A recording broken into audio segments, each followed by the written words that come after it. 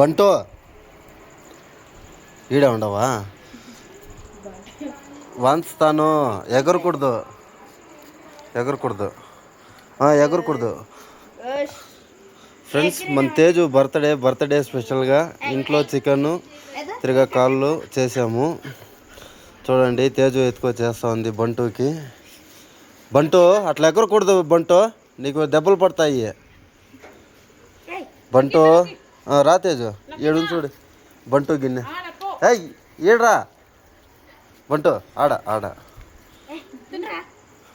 ఉండరా. తేజు వేసే వరకు ఉండు, లేదంటే దెబ్బలు పడతాయి.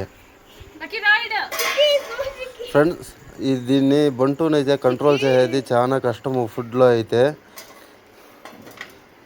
కలిపి తేజు చారు. ఫ్రెండ్స్ మసాలా జాస్తి లేదులేండి, ఎందుకంటే కొంతమంది చెప్తా ఉంటారు మసాలా జాస్తి పెట్టకండి అనేసి.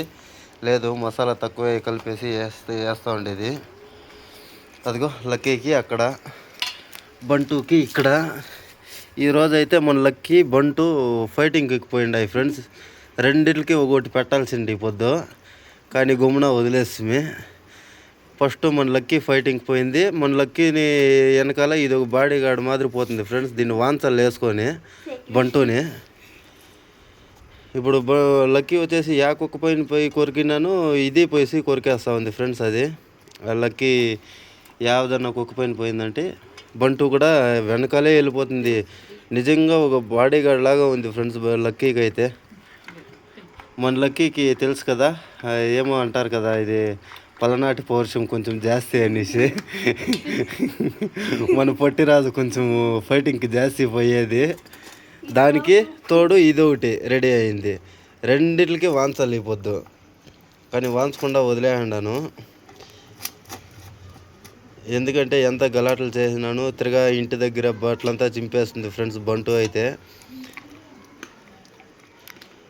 బంటుకు బుద్ధి నేర్పిద్దామా అంటే ఇది బుద్ధి నేర్చుకునే వయసు కాదు, పెద్ద గాడిద.